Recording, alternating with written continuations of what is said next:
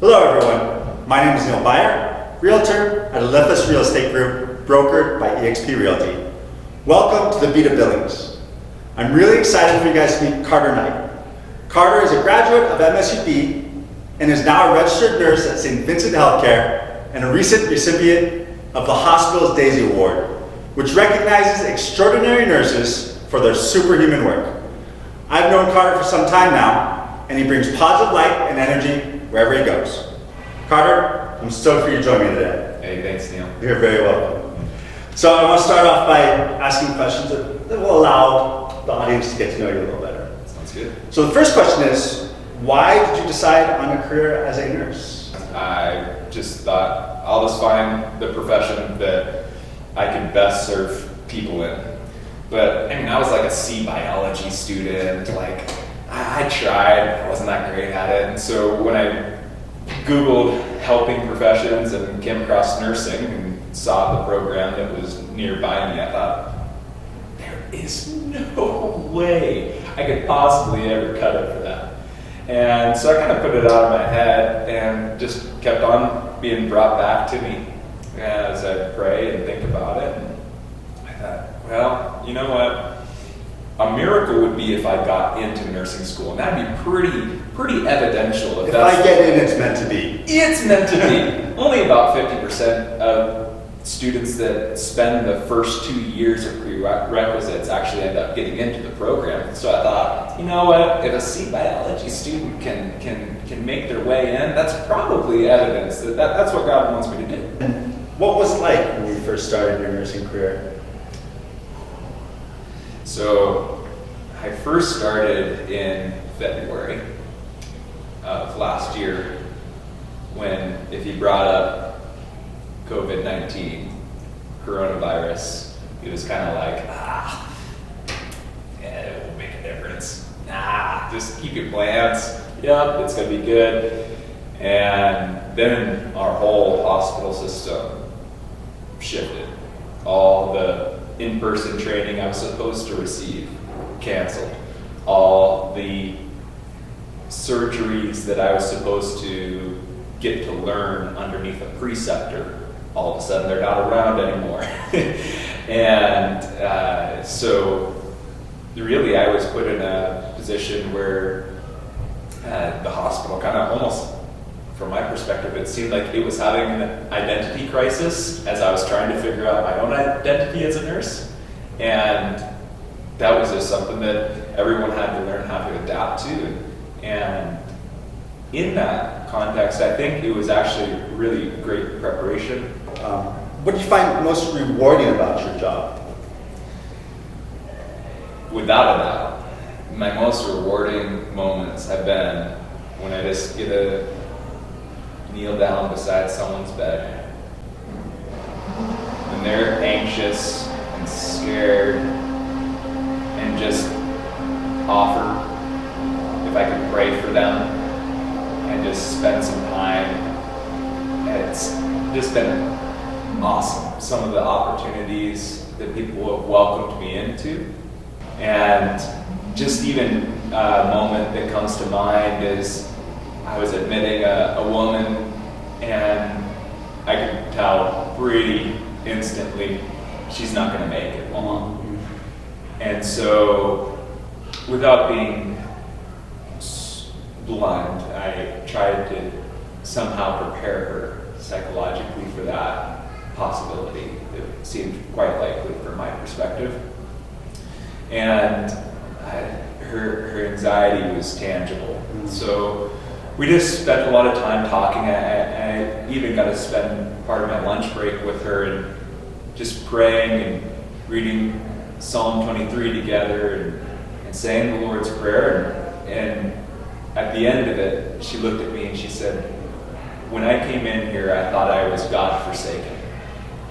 And now that you're leaving, I know that God is staying with me. And He's here and present. What is something most people don't know about the nursing profession, or maybe they're not aware of? There's a lot of things I don't know about the nursing profession that I'm probably unaware of. Wow. I would say one thing that really has my heart is the amount of anxiety and pressure that nurses experience. I think we'd be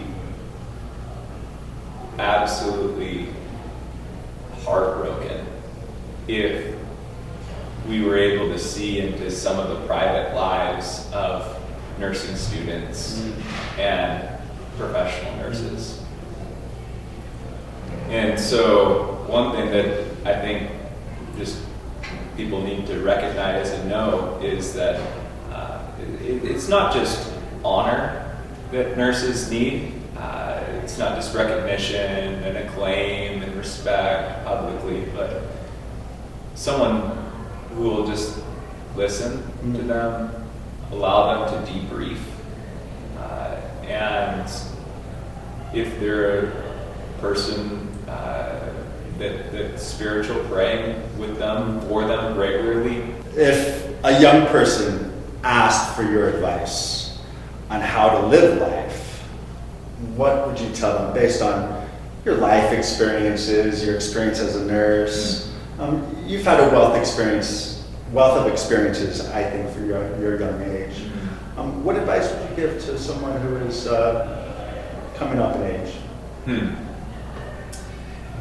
I would encourage them to streamline their profession with their family. So for us, what that looks like is something that we call visiting hours. And really it's been our response to the loneliness and isolation that is so pandemic even in and of itself throughout our community. That also kind of plays into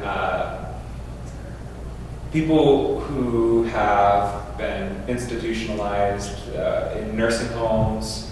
I think they are the worst sufferers out of anyone.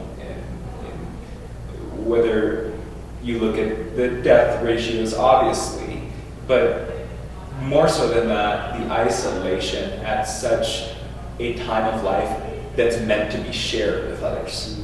And I think the way God designed elderly years is so that it is an opportunity to where you aren't able to do anything besides talk to people about the past.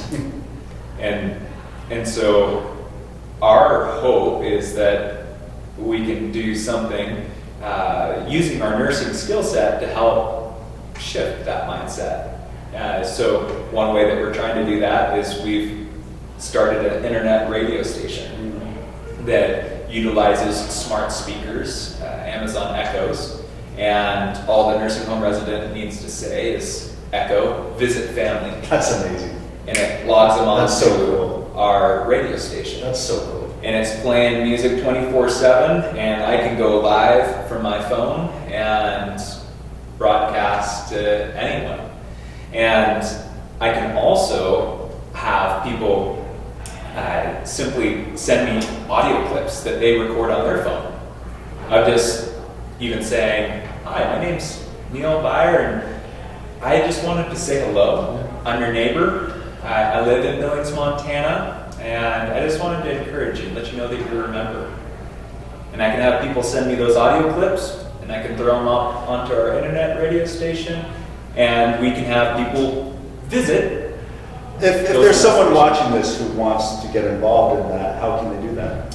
Yeah, so you can actually like us on Facebook, and you can just go to facebook.com/visitfamily.